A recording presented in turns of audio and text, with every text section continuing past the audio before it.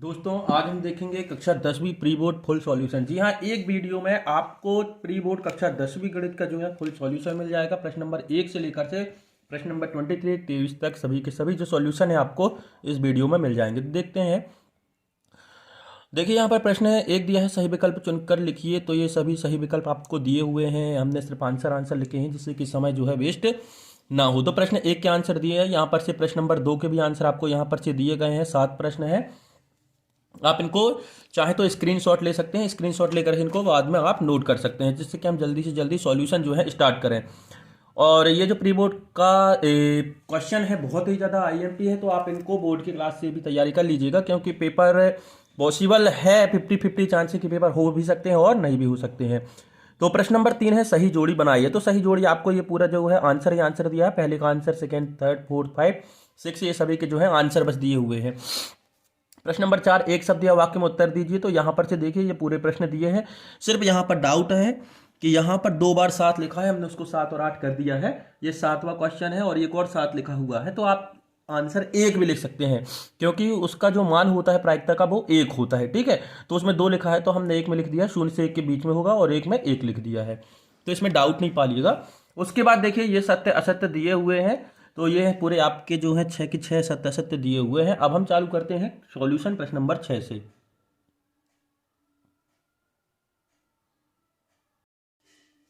प्रश्न नंबर 6 है कि आपको क्वेश्चन में HCF अर्थात महत्तम समावर्तक जो है 306 और 657 का दिया हुआ है, वो है 9। तो आपको इसका LCM निकालना है। तो देखो दिया क्या क्या है, सबसे पहले तो हम आपको बता दें। दिया है, एक तो दी है प्रथम संख्या,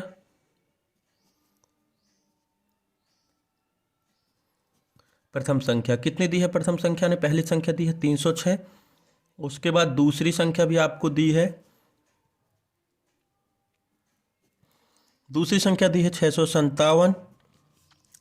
और महत्तम समावर्तक, जी हाँ महत्तम समावर्तक दिया हुआ है आपको इसका 9। सूत्र होता है दोनों संख्याओं का गुणनफल, मतलब प्रथम संख्या गुणित द्वितीय संख्या या दूसरी संख्या,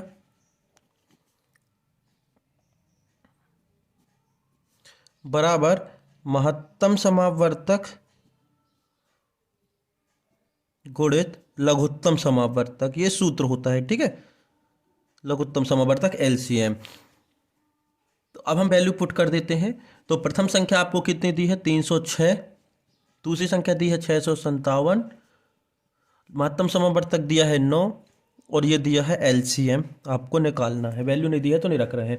तो ये जो 9 दिख रहा है इंटू में, ये दूसरी साइड जो है लेफ्ट हैंड साइड में अपॉन में आ जाएगा, बटे में आ जाएगा। तो ये हो जाएगा 306 गुणित 657 बटे 9 इज इक्वल टू LCM। आपको LCM निकालना था। अब देखिए इसको काट दीजिए, ये जितने जहाँ से कटे, तो देखो 3 से काट रहे हैं, 3 1 जा 3, 3 0, 3 2 जा 6। ठीक है, 102 बार ये जो है कट गया, और ये हो गया 3 3 जा 9। कितना हो गया, 3 3 जा 9। अब देखिए ये फिर से कटेगा, 3 1 जा 3, 3 3 जा 9, और 3 4 जा 12। तो कितना बचा आपका, 34 इंटू 6 5 7। तो सॉरी, ये LCM लिखा है। अब आप इसका मल्टीप्लिकेशन करेंगे तो जो आएगा वो उसका आंसर। मल्टीप्लिकेशन करने पर अब आया 22,338। आप इनका मल्टीप्लिकेशन कर लीजिएगा, तो ये आपका LCM महत्तम समावर्तक होगा, यही आपका आंसर है। नंबर 7 है, 3x square minus X minus 4 is equal to 0। एक द्विघाती है, समीपद है, बहुपद है, द्विघाती बहुपद है, ये अथवा का है। ठीक है, ये अथवा का क्वेश्चन है दोस्तों। तो इसके शून्यक निकालना, फाइंड द जीरोस। तो हम देखते हैं कि फैक्टराइजेशन मेथड गुणनखंड विधि से करते हैं। तो इसको हम फैक्टराइज कर लेते हैं। ये हो गया 3x स्क्वायर, 3x प्लस का 3x। ठीक है, क्योंकि बड़े नंबर पर माइनस चाहिए, तो ये माइनस का 4x, माइनस का 4 हमने इसको तोड़ लिया है। इन दोनों से देखो 3x कॉमन आ रहा है, तो 3x कॉमन ले लिया, तो यहाँ बचा आपका केवल x, यहाँ बचा 1। इन दोनों से -4 कॉमन ले लिया, तो यहाँ बचा x plus 1 is equal to 0। इन दोनों से हमने फिर से x प्लस 1 कॉमन ले लिया, तो अंदर बचा आपका 3x minus 4 is equal to 0। एक बार इसके इक्वल में 0 रख के लिखेंगे, तो ये हो जाएगा x plus 1 is equal to 0, x is equal to -1। एक बार इसके इक्वल में 0 लिखेंगे, तो 3x minus 4 is equal to 0, then 3x is equal to 4 and x is equal to 4/3। तो आपका आंसर जो हो जाएगा, आपको जो बहुपद निकालने हैं वो हो जाएंगे -1 एंड 4/3। ये आपका आंसर। प्रश्न नंबर 8 का अथवा का क्वेश्चन है। एक एपी है जो है 2 -2 -6 एंड -10। तो आपको इसके आगे के 4 टर्म निकालने हैं, 4 पद और जो है फाइंड करने। देखिए 1 2 3 4 4 पद दिए हैं, तो आपको 5वां 6वां 7वां और 8वां, जी हाँ 8 पद तक आपको निकालना है। तो देखो सबसे पहले तो हम मान ली कि ये ए क्या है, 2 है। डी क्या है, डी नेक्स्ट टर्म से प्रीवियस टर्म को सब्ट्रैक्ट करते हैं तो -2 और -2 इज इक्वल टू -4। अब ए आ गया और डी आ गया, तो आपको निकालना है 5वां पद, 6वां पद, 7वां पद और 8वां पद। तो होता क्या है, 5वां पद हो जाएगा a+4d, 6वां पद हो जाएगा a+5d, 7वां पद हो जाएगा a+6d और 8वां पद जो है वो हो जाएगा a+7d। यही आपको पद निकालने थे। अब हम इसमें से वैल्यू पुट कर दे रहे हैं। तो देखिए यहाँ पर से ए की वैल्यू कितनी है आपकी 2 +4 गुणित डी की वैल्यू -4। इस तरीके से हम सब में वैल्यू पुट कर दें तो 2 धन 5d मतलब 5 गुणित -4, यहाँ भी हो जाएगा 2 धन 6 गुणित -4, ये हो जाएगा 2 + 7 गुणित -4। तो देखिए ये हो गया 2 प्लस माइनस का माइनस, 4 चौके 16, ये हो गया 2 प्लस माइनस माइनस, 5 चौके 20, ये हो गया 2 तो रहेगा माइनस प्लस माइनस माइनस, 6 चौके 24 और ये हो गया 2 7 चौके 28। अब कैलकुलेट करते हैं तो ये हो गया माइनस का 14, ये हो गया माइनस का 18, ये हो गया आपका माइनस का 22 और ये हो गया आपका माइनस का 26। तो ये जो टर्म है, ठीक है, ये जो टर्म है आपकी वो आ गई कितनी ये टर्म आ गई आपकी -14, -18, -22 और -26। तो आपको आगे के यही 4 टर्म फाइंड करने थे। तो आप आंसर में लिखेंगे -14 -18 -22 एंड -26। ये आपका आंसर। प्रश्न नंबर 9, प्रश्न दिया है कि डीई जो है बीसी के समांतर, ये जो डायग्राम है आपको पेपर में मिलेगा और एडी की वैल्यू आपको निकालना है। तो ये जो पेपर है उसमें क्लियर नहीं दिख रहा है, तो हम आपको बता दें कि ये जो एई वाली साइड है, ये जो एई है वो 1.8 सेंटीमीटर दी है, ईसी दिया है आपको 5.4 और डी भी दिया है आपको 7.2। आपको ये एडी निकालना है, ठीक है। तो इतना सब कुछ आपको दिया है, हमने ऐसे लिख लिया। उसके बाद इस पूरे त्रिभुज पर आप थेल्स प्रमेय से लगा देते हैं या आधारभूत अनुपातिकता प्रमेय भी बोलते हैं। तो इसको थेल्स प्रमेय हम लिख दे रहे हैं। थेल्स प्रमेय से यदि ये दोनों समांतर हैं, ये रेखा इस रेखा के समांतर है या ये रेखा इस रेखा के पैरेलल है, तो हम लिख सकते हैं AD upon DB is equal to AE upon EC। बस जहां जहां वैल्यू आपको मालूम है, जो वैल्यू आपको मालूम है वो वैल्यू पुट कर दे रहे हैं, ठीक है। तो AD की वैल्यू तो हमें मालूम है नहीं है, DB की मालूम है, ये है DB की कितनी है 7.2 सेंटीमीटर। AE की भी मालूम है आपको कितनी है 1.8 सेंटीमीटर और ये भी मालूम है EC की 5.4 सेंटीमीटर। इनको सॉल्व करेंगे इसको तो ये हो जाएगा 18/54 गुणित 10 गुणित 10। ये डेसिमल का 1 और एक 0 और ये दशमलव का ऊपर 1 और एक 0। ये सेंटीमीटर से सेंटीमीटर हमने काट दिया और ये भी यहाँ पर देखिए 10 से 10 भी कैंसिल हो गए। तो अब बचा आपके पास AD बटे 7.2 सेंटीमीटर इज इक्वल टू 18/54। 18/54, 18 से देखो 3 बार कट जाएगा, 18 तिहाई 54, 18 एकम 18। अब क्रॉस मल्टीप्लिकेशन कर देंगे तो ये हो जाएगा AD बराबर, ये 7.2 ऊपर पहुंच गया तो इसको हमने लिख लिया 72 और दशमलव का 1 और एक संख्याबद्ध दशमलव है तो 0 और बट्टे में था पहले से 3। तो इसको काटें और ये सेंटीमीटर था ना इसके साथ, तो ये सेंटीमीटर भी चलेगा, ठीक है। अब 3 से काट दें, 3 दूनी 6 और 3 चौके 12, तो ये हो गया आपका 24/10 सेंटीमीटर। तो AD बराबर हो गया, ये शून्य दिख रहा है, शून्य का एक दशमलव लगा दें, जितने शून्य होते हैं उतनी संख्या बाद आप पीछे से काउंट करके डेसिमल लगा सकते हैं। तो ये हो गया 2.4 सेंटीमीटर। मीटर।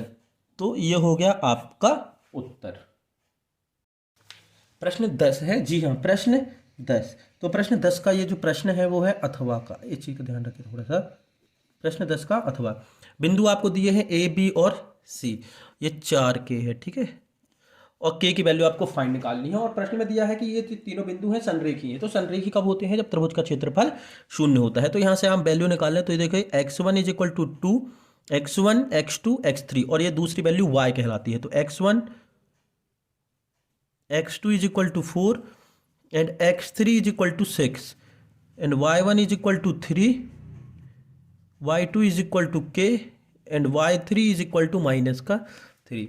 तो होता क्या है, त्रिभुज का क्षेत्रफल शून्य होगा, तो त्रिभुज का क्षेत्रफल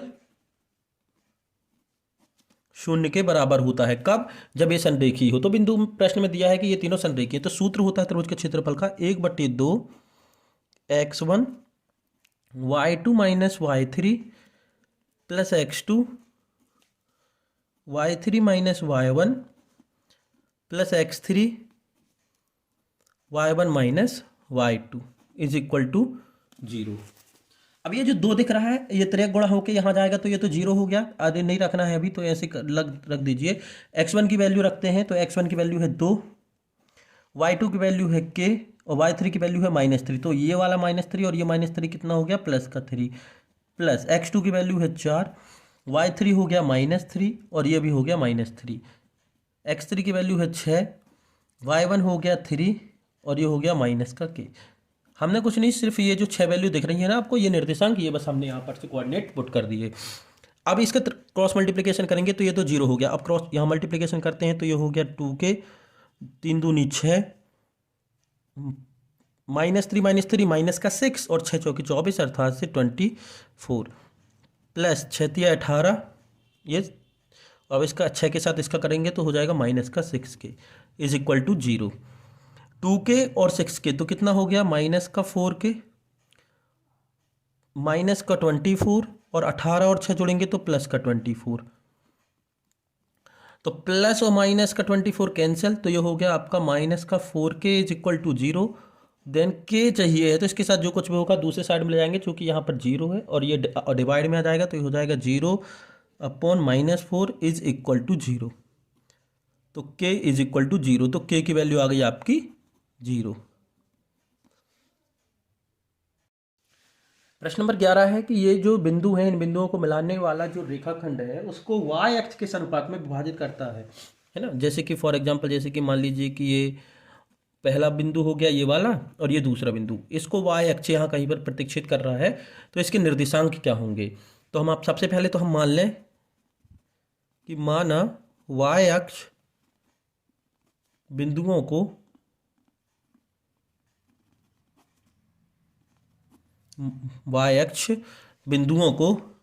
m1 व m2 अनुपात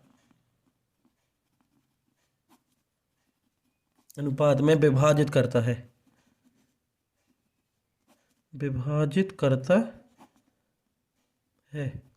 किसमें? m1 और m2 अनुपात में विभाजित करता है। तो y अक्ष के निर्देशांक हो जाएंगे,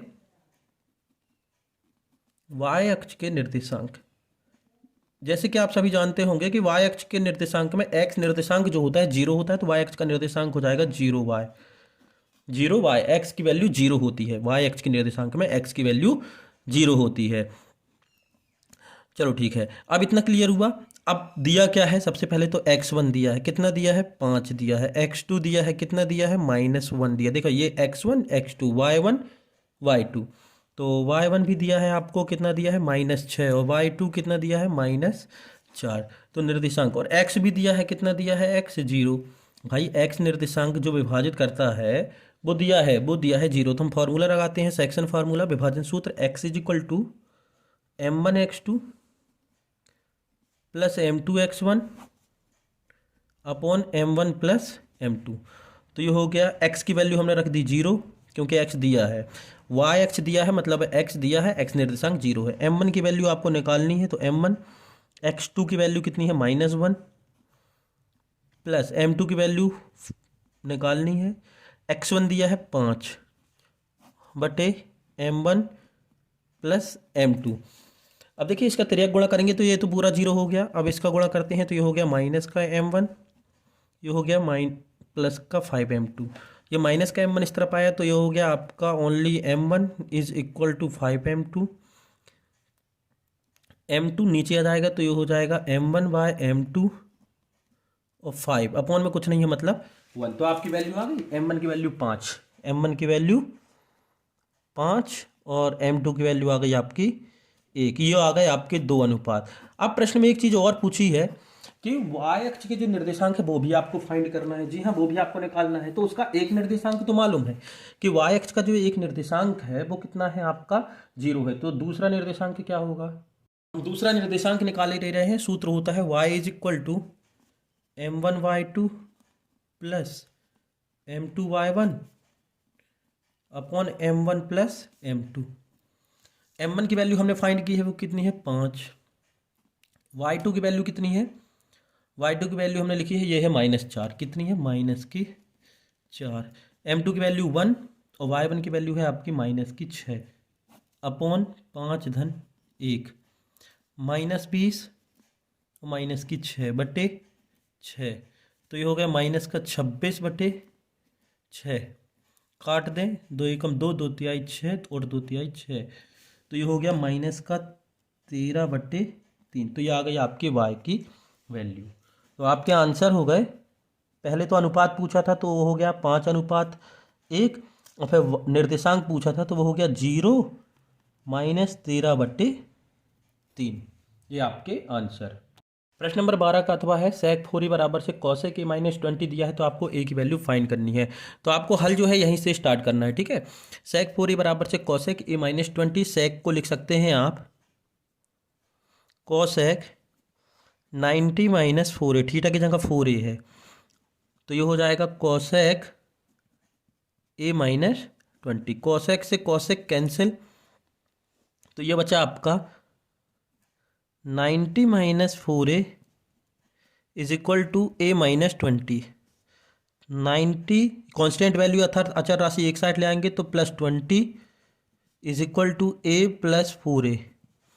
तो ये हो गया आपका 110 और ये हो गया 5a। हमें a की वैल्यू चाहिए है तो ये इनटू में है तो डिवाइड में चला जाएगा तो 1 1 0 अपॉन 5। तो ये कट गया 5 दूनी 10, 5 दूनी 10।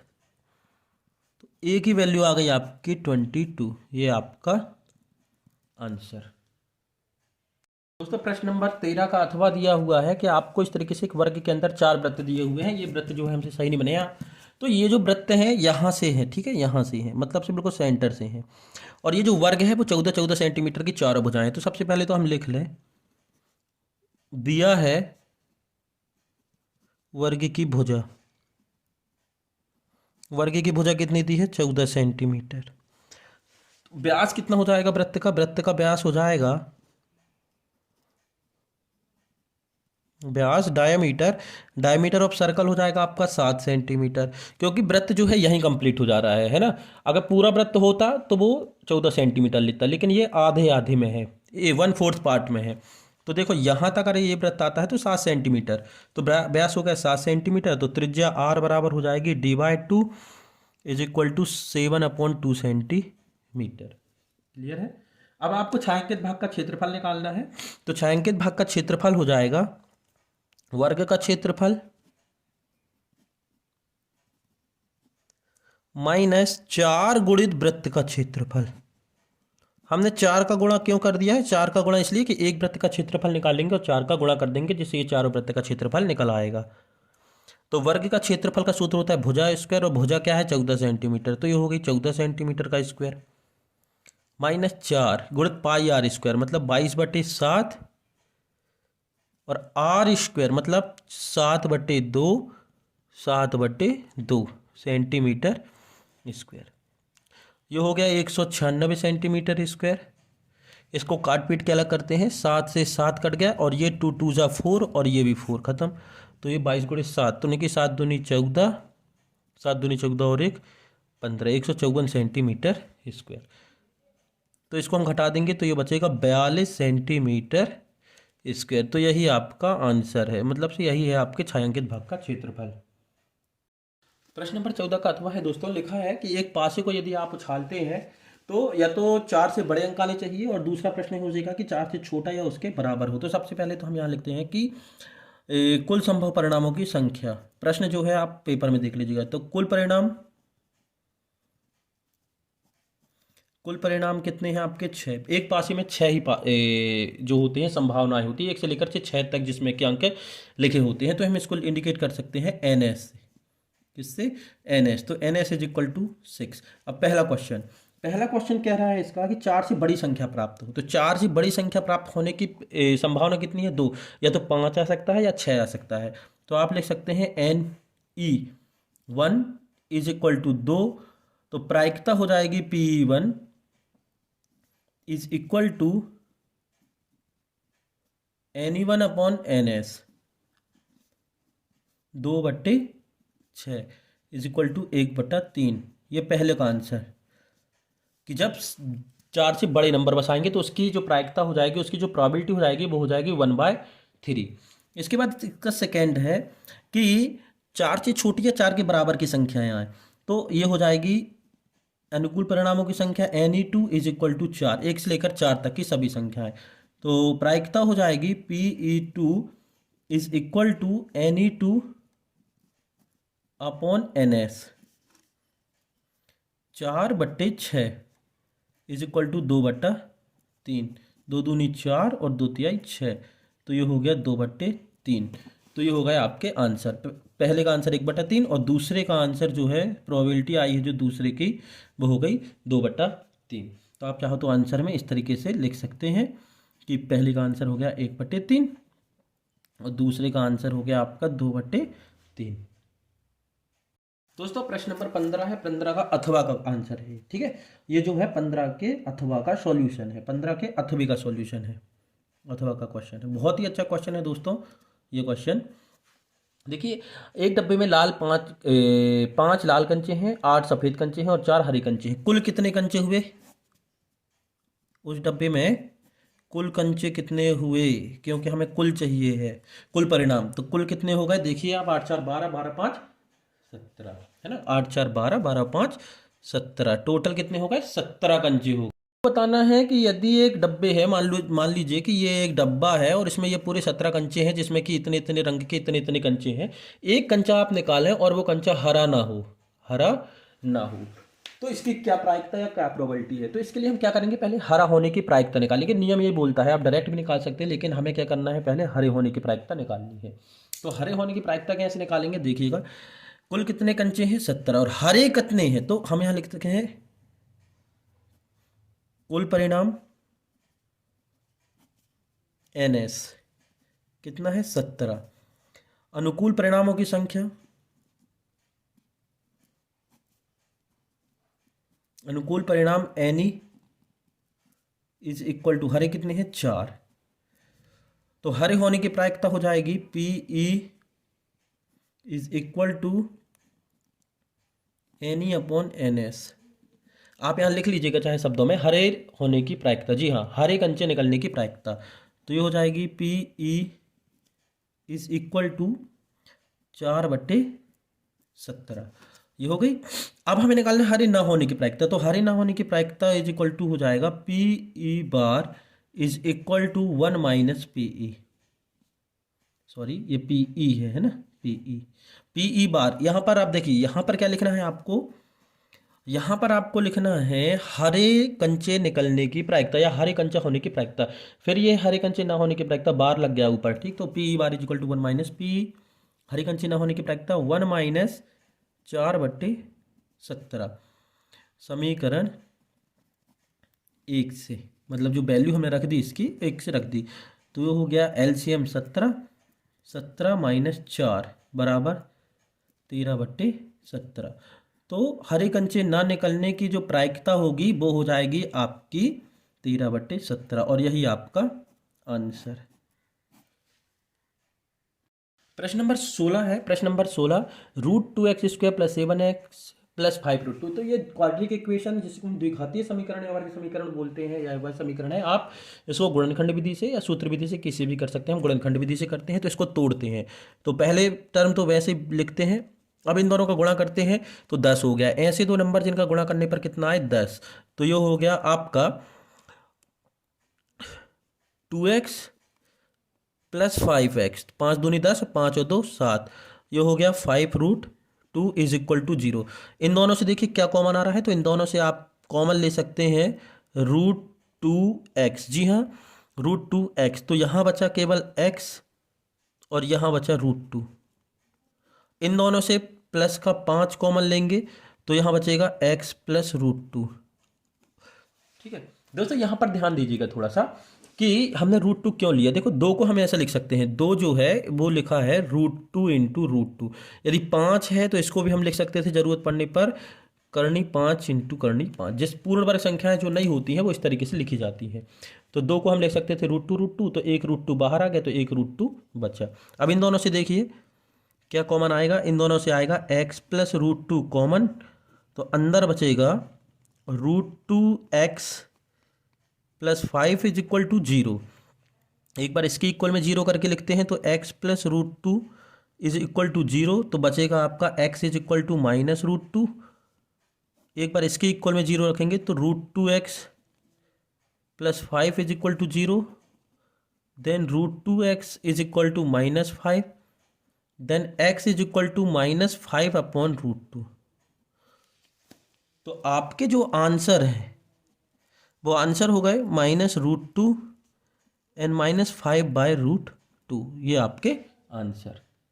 प्रश्न नंबर 17 है। प्रश्न नंबर 17 का अथवा है एक एपी दी हुई है, आपको इसमें नंबर ऑफ टर्म्स यथार्थी पदों की संख्या निकालनी है। तो देखो यहाँ पर से ए आपको प्रथम पद दिया है 7 और डी दिया है 13-7 इज इक्वल टू 6।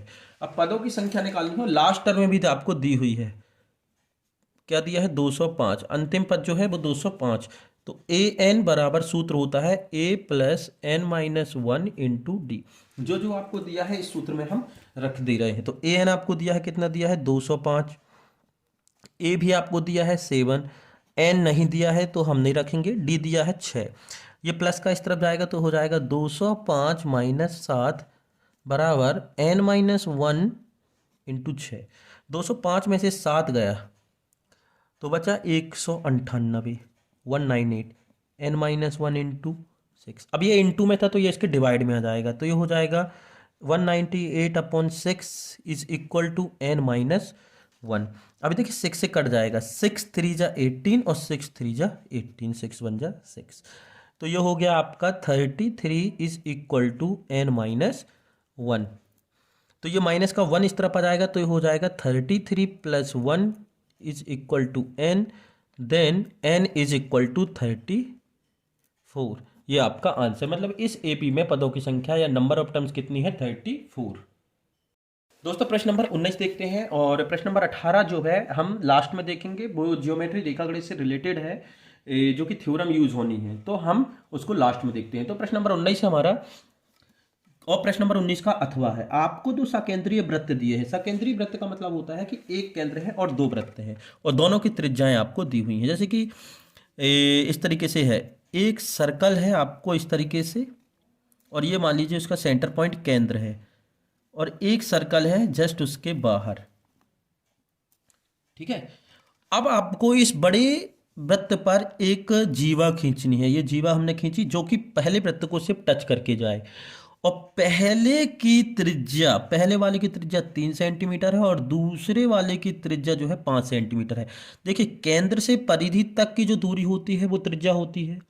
हमने नॉर्मल पढ़ा है कि इस केंद्र से परिधि तक की दूरी जो होती है वो त्रिज्या होती है, यही होती है ना।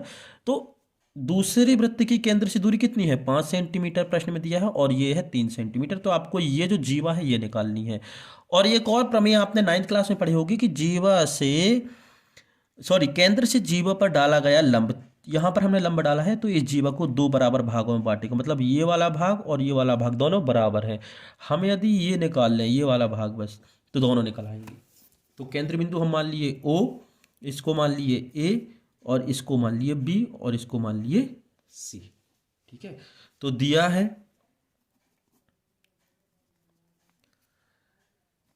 O वृत्त का केंद्र है, O से दो त्रिज्याएं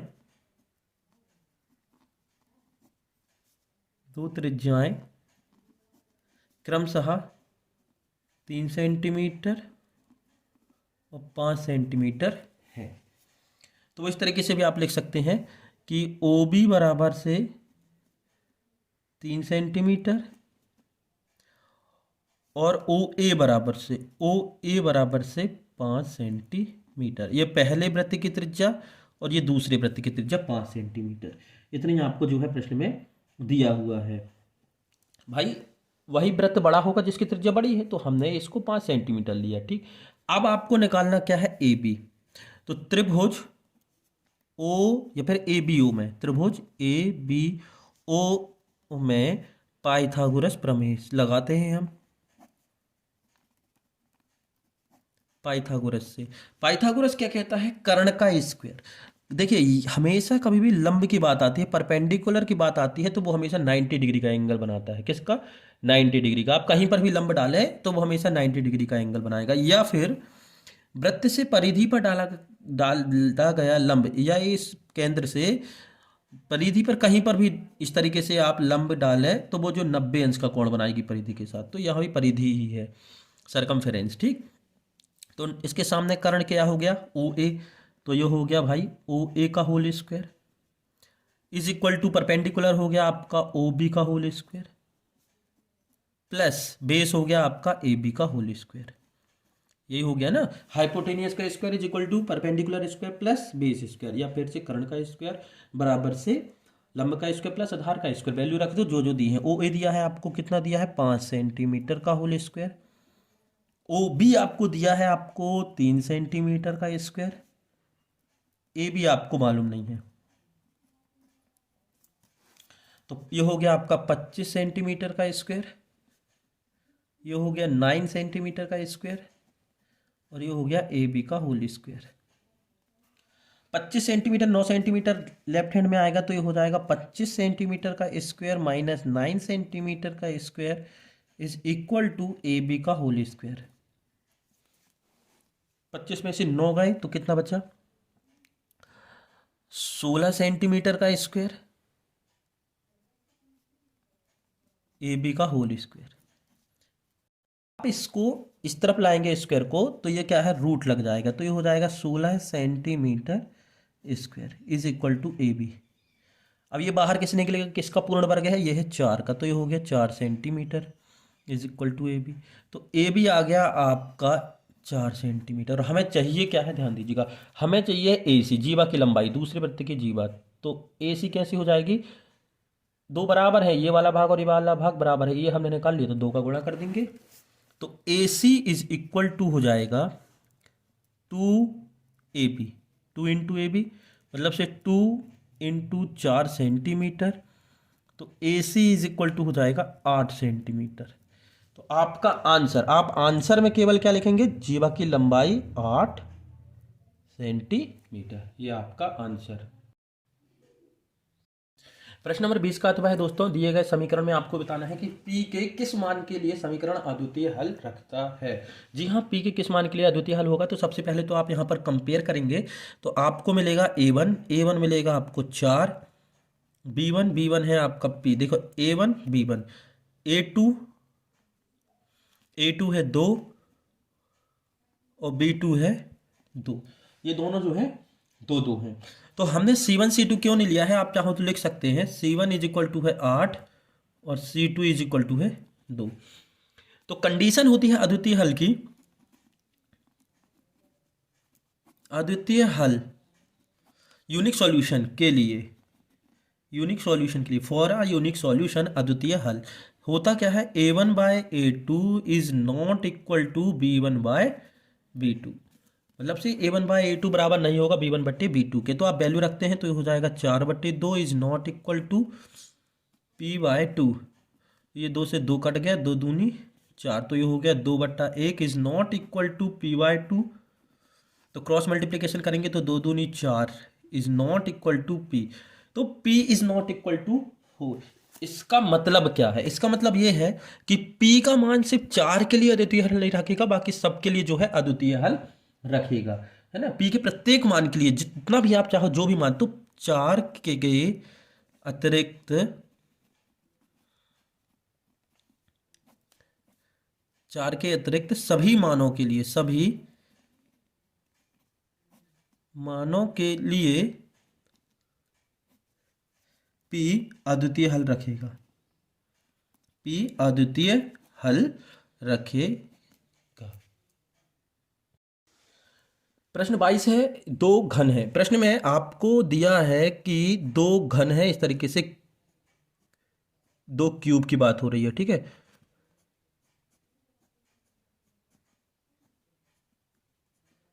आपको दो क्यूब दिए हैं और इन दोनों घनों का जो आयतन है, वॉल्यूम ऑफ क्यूब है, वो है 64 सेंटीमीटर क्यूब। क्वेश्चन कह रहा है कि यदि आप इन दोनों को जोड़ दें, है ना, इन दोनों को पास पास में लाके रख दें, तो ये एक क्यूबॉइड बना लेगा, ये एक घनाभ बना लेगा। तो उसका आपका पृष्ठीय क्षेत्रफल निकालना है।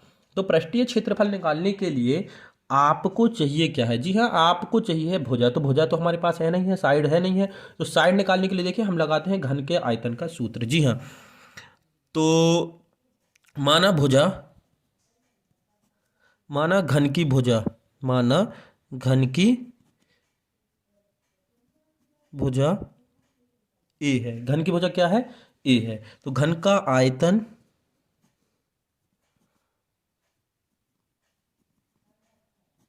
घन का आयतन दिया है 64 सेंटीमीटर क्यूब। आयतन का सूत्र होता है ए क्यूब, मतलब भुजा का क्यूब, 64 सेंटीमीटर क्यूब। तो ये हो गया ए √64 सेंटीमीटर क्यूब। ये यहाँ आया तो रूट लग गया। और ये देखिए ये क्यूब रूट लगा है, मतलब से घनमूल लगा है।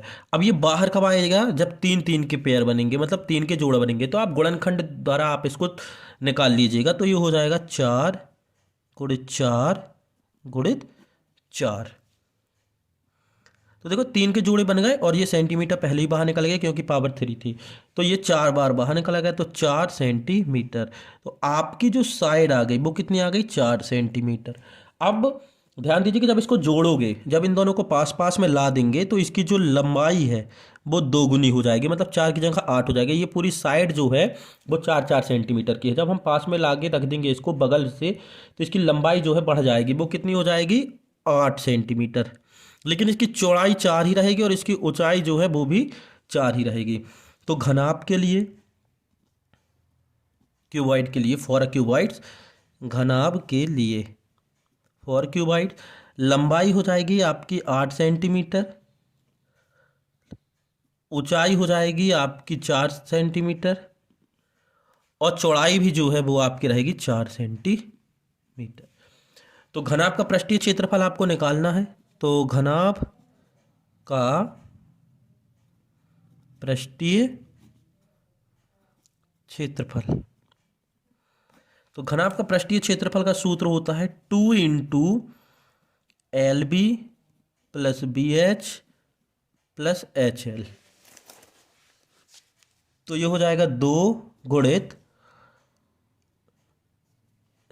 L मतलब लंबाई, 8 गुणित 4 प्लस 4 गुणित 4 प्लस 4 गुणित 8, centimetre square centimetre square centimetre square, क्योंकि ये जो साइड दो बार है तो हमने सेंटीमीटर स्क्वायर बाहर कर लिया। 2 गुणित 8 चौके 32 प्लस 4 चौके 16 प्लस 8 चौके 32 सेंटीमीटर स्क्वायर। तो हो गया 2 गुणित 32 32 64 और 16 100। भाई 32 दूनी 64, 64 और 16 80, सॉरी गलती हो गई। ये हो गया आपका 80। कितना? 80। 64 और 76 10 80, तो 80 दूनी 160। तो आपका आंसर आ गया 160 सेंटीमीटर स्क्वायर। यही आपको निकालना था घनाभ का पृष्ठीय क्षेत्रफल। प्रश्न 23 का अथवा, जी हाँ, प्रश्न 23 का अथवा हमें निकालना है बहुलक। क्या निकालना है? बहुलक। हमें केवल बहुलक निकालना है। ध्यान दीजिएगा दोस्तों, क्या है प्रश्न में जो चीज़ बोली जाती है उतना ही आपको फाइंड करना है। तो बहुलक निकालना है। बहुलक निकालने के लिए आपके पास दो ही कॉलम की जरूरत पड़ती है जो कि क्वेश्चन में दिए रहते हैं। एक इंटरवल और दूसरा फ्रिक्वेंसी बारंबारता, जिसको हम ये एफ से इंडिकेट करते हैं। ठीक है, आप चाहे तो खड़े में कॉलम बना सकते हैं। अब यहाँ पर हम देखते हैं सबसे पहले सूत्र। तो बहुलक का सूत्र क्या होता है, जिससे कि हमें पता चल जाएगा कि हमें चाहिए क्या है सूत्र में रखने के लिए। तो बहुलक का सूत्र होता है L plus F1 minus F0 upon 2F1 minus F0 minus F2 into H। तो हमें ये सब चीज़ें चाहिए हैं। तो बहुलक समझ लीजिए कि होता क्या है। बहुलक वो होता है जिसकी फ्रिक्वेंसी सबसे ज़्यादा होती है, जिसकी बारंबारता सबसे ज़्यादा होती है, या जो सबसे ज़्यादा बार आता है। तो देखिए इस वाले कॉलम में सबसे ज़्यादा क्या है, 23। तो ये हमारा हो गया F1। जो सबसे ज़्यादा बार होता है वो F1, और इसके जस्ट पहले क्या होता है F0, इसके जस्ट पहले क्या है 21, इसके जस्ट बाद होता है F2, और इसके बाद क्या है 14।